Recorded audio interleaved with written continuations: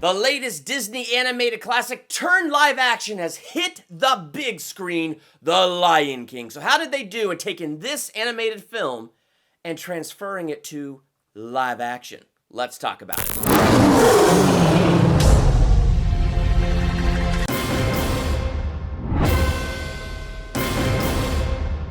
Welcome to Durbania. I'm Durbin, and this is my review for 2019's The Lion King, the live-action version. It's animated, but, photo-real animated, so I guess that qualifies in these days as live action. I didn't say spoiler-free review because I don't know what there is to spoil. This movie's been around since 1994, and what you're going to see on the big screen is the exact same thing as the animated movie. So I don't feel like there's a whole bunch to really spoil in diving into this movie and reviewing it.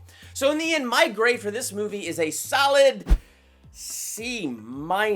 Oh my gosh. Okay, so maybe part of me is being too harsh because I just watched the animated movie before going into this one. And I watched it for a theological analysis, which means I really watched it to go layers deep and was paying attention to characters and motivations and kind of just the weight that the voice acting brought to it and all of that stuff. And then I dive into this movie and it's the same movie without the life. It's the same movie, but completely and utterly flat.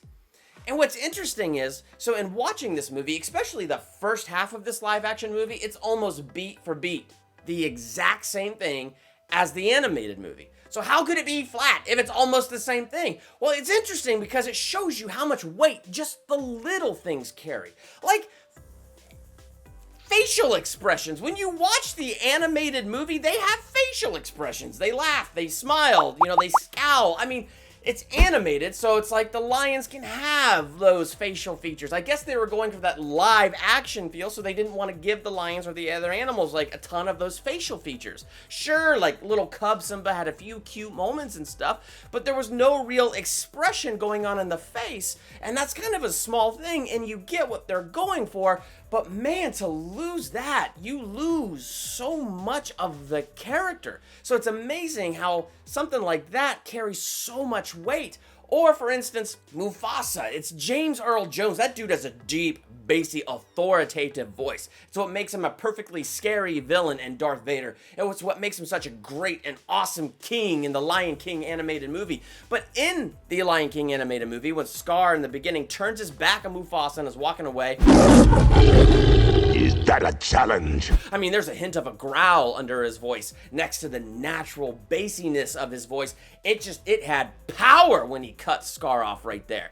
In this live action movie, none of that. Feels like comparatively, when you watch the Lion King animated movie, the bass in James Earl Jones' voice is turned up to 11. You watch this movie and it's turned down to like -11 or something. It just really felt like there was no bass to his voice. And something as simple as that took a lot of authority away from Mufasa for me and took a lot of like the flavor of that character away, leaving it once again flat.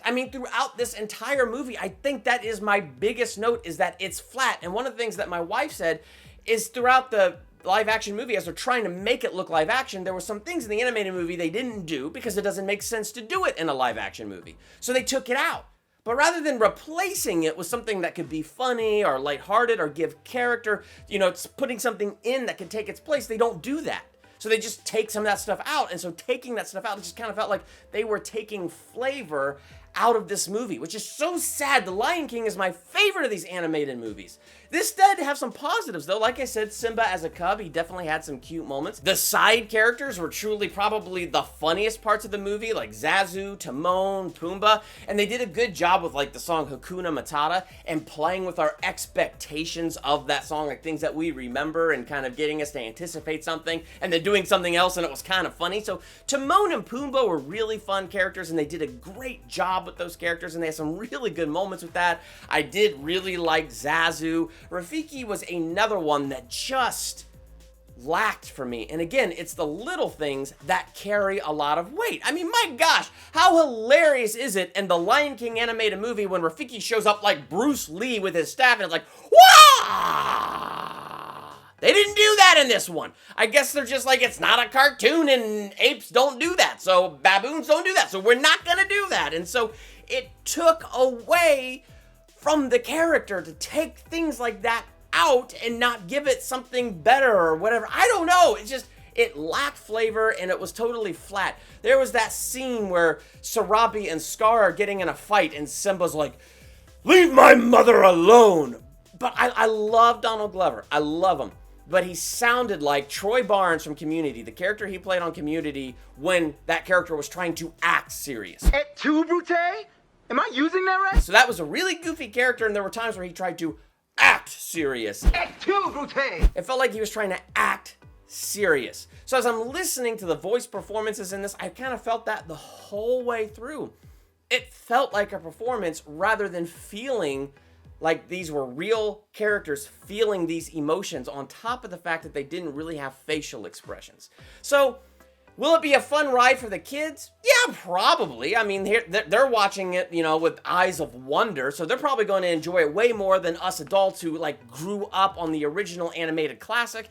Maybe I'm too cynical because I just watched the original animated classic, but honestly, that's just how I felt watching this movie. It felt flat. It felt like it lacked the flavor, it lacked the life that the original movie had, and this one just did not have it.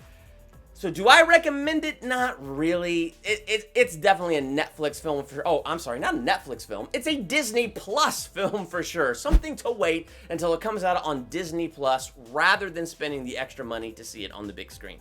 If you saw The Lion King, what are your thoughts? Let me know about that in the comments. And while you're there, hit that subscribe button to become a Durbanian. Hit the bell by the subscribe button so you're notified for my next movie review, ranking video, theological analysis, trailer reaction, or anything else I do here. I'm Durbin. Thanks for checking out Durbania.